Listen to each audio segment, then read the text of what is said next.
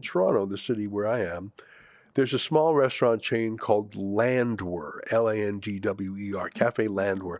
And I've been there a few times. It's a great restaurant, very fresh, healthy, lots of coffees and teas and breakfast food and bakery, sort of yummy food. They were named after Moshe Landwer, which you can maybe detect as a Jewish name. He opened the first Landwer Cafe in Berlin in 1919, which was, as you can see, about 20 years before the Second World War. Apparently, Landwer managed to escape Germany with his family in the 30s, and so now there is a Cafe Landwer in Toronto. Now there are several of them.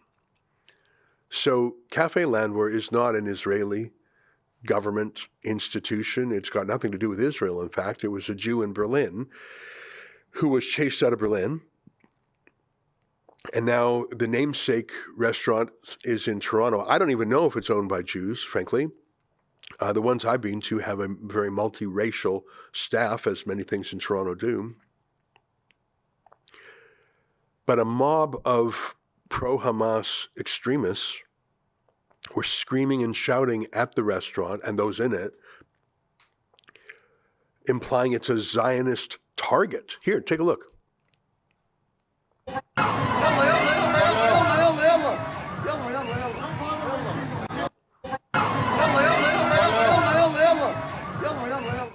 That's just a quick clip taken by the Hamas protesters themselves. I've seen some other clips too. Imagine that. You're just a Canadian. And by the way, I have no idea if those people in the restaurant are Jewish or not. I'm not able to tell that just on site. But that is absolutely identical to what happened to Cafe Landwer the first time round 104 years ago. Or I guess they weren't run out of Berlin 104 years ago. They were founded in Berlin 104 years ago, and they were run out of Berlin like 90 years ago. And the Germans had a phrase, Kauf nicht bei Juden. I don't know if I'm saying that right, but that means don't buy from Jews.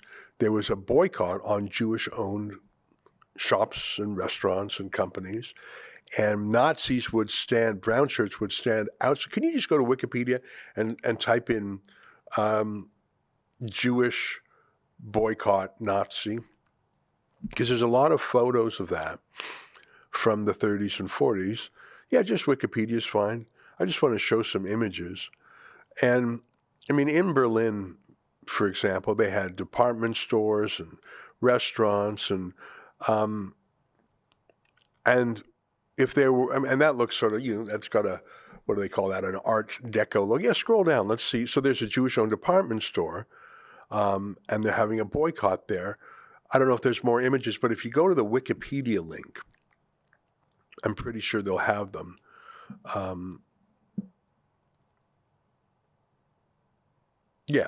Let's just look at that one right there. So here you have what I think are brown shirts. Deutsch.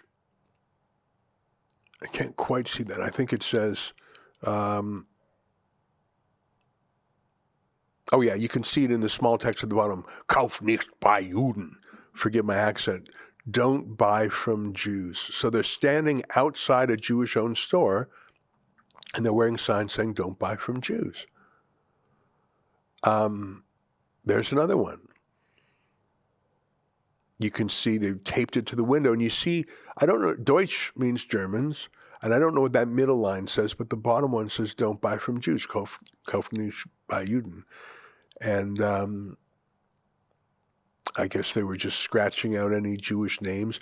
Here, members of the SA in front of a Jewish shop during the boycott of Jews, April 1st, 1933. So it's very early on. The SA were the predecessor to the SS. It was basically a paramilitary Nazi group, similar to the paramilitary pro-Hamas protesters we've seen in Canada this past week. I see some terrifying news out of Kingston. Can you call up that story? Kingston, Ontario police say 18-year-old arrested after driver nearly strikes pedestrians at pro-Israel rally. Oh, really? Here, let's read a little bit from the story. Kingston police say an 18-year-old man is facing charges following an alleged hate-motivated incident last week at a pro-Israel rally in the city. Around 100 people gathered at Market Square on October 17th for a pro-Israel demonstration, police said, when the driver of a black pickup truck nearly struck participants who were crossing a nearby street. According to police, the truck was stopped for a red light at the intersection of Brock Street and King Street around 5:10 p.m., but when the traffic light turned green, the truck did not proceed into the intersection. Instead, police said, the driver suddenly accelerated and turned into the crosswalk, cutting off the rally participants as they crossed the street. The actions of the truck caused the pedestrians to fear they would be struck. They abruptly stopped and jumped back to avoid the speeding truck, Kingston police said in a news release. The driver was arrested and is facing a charge of dangerous driving. Kingston police also said it's believed the driver's actions were motivated by hate.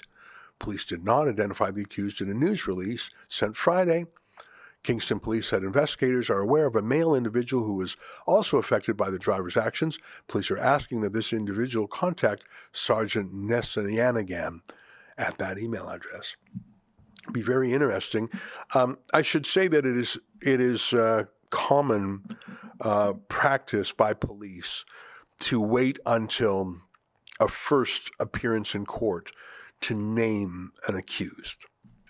So the fact that they don't have his name there, which they know the name and he's not a minor, he's 18 years old, I think we will get that name quite shortly. It'll be interesting to see how this is covered. Would you agree with me that had it been a right-wing MAGA hat trucker type that had threatened to run their vehicle into, say, a Muslim family, that would be the lead story in every newspaper and newscast in the country, and Trudeau would have already weighed in on the subject, and there would be human rights complaints and national days of remembrance or whatever. Do you doubt it? It's funny, I mentioned truckers because during the trucker convoy, there was a man in Winnipeg. Could you find a headline to that effect? There was a man in Winnipeg who attempted to run his vehicle into trucker protesters. I wonder if you can find that, Olivia. I don't remember more details than that. I think he was charged and convicted. And the fact that I don't know that terrorist's name and that I'm having trouble remembering the details is not that I'm not interested in it, but it had received such modest press coverage.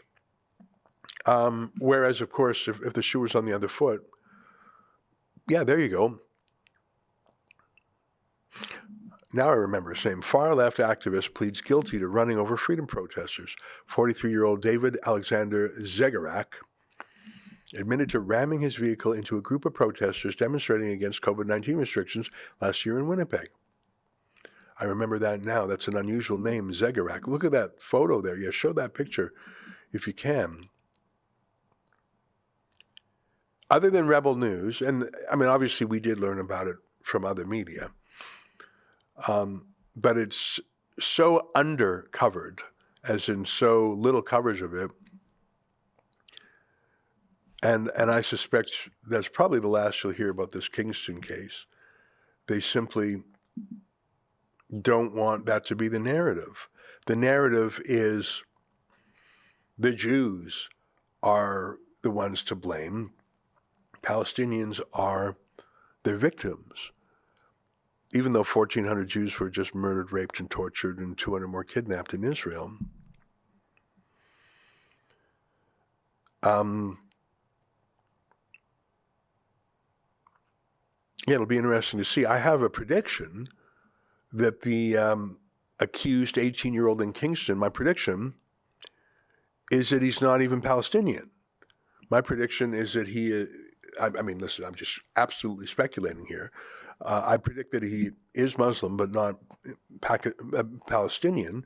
The reason I say that is that there's not an enormous number of Palestinians in Canada, but across our institutions, being a Palestinian radical is considered the litmus test for being in the in group, frankly, for white woke leftists as well.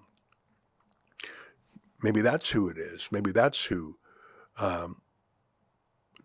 tried to ram his pickup truck into those Israel protesters. But I'll bet you $1 it wasn't actually a Palestinian. Not that I think a Palestinian wouldn't or couldn't do that, but just that this bloodlust is far larger a phenomenon than I think we've admitted before.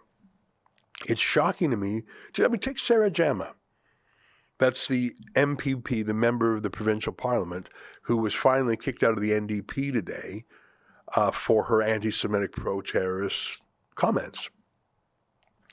She's never been to Israel in her life, never been to the West Bank or Gaza Strip in her life. I'm trying to think where she came from. I think she may be Somali. There really is no connection whatsoever between Somalia and Gaza. She's a woke leftist, Black Lives Matter, disabled rights activist. Like that's a bundle of things, but Palestinian is not one of them. But every woke activist in the country, Ontario NDP kicks Hamilton MPP Sarah Jama from caucus after controversial Gaza comments. Party leader Merritt Stiles said Jama's actions since her comments have broken the trust of colleagues. Could you imagine how extreme she must be if the NDP won't be a home for her? I mean, they'll take anyone. Oh, hi, everybody. Did you know that every weekday at 1 p.m. Eastern, 11 a.m. Mountain Time, we have a live stream where we talk about the news of the day, go over viral videos, hot tweets, hot takes, and we read your comments. In fact, if you make what's called a super chat or a Rumble rant of $5 or more, we'll read your comment on the air and respond to it. I've been doing a lot of these live streams lately, but when I'm not here, my friends Sheila Gunn-Reid and David Menzies do it too, and they are way more fun than me. But either way, it is a good show, and it's a way to stay up to date with the news of the day in short, snappy updates. It's not scripted. It's a live stream, and it's fun. You can always watch us on Rumble on YouTube, or just go to rebelnews.com. That's every weekday at 1 p.m. Eastern. See you there. Do you want to start feeling like your pre-COVID self again? You're not alone. The wellness company's Spike Support Formula is an all-natural supplement to help people do just that. It was created by cardiologist Peter McCullough and his expert team of doctors to help the people experiencing effects from COVID and the you-know-what. Go to twc.health/rebel today.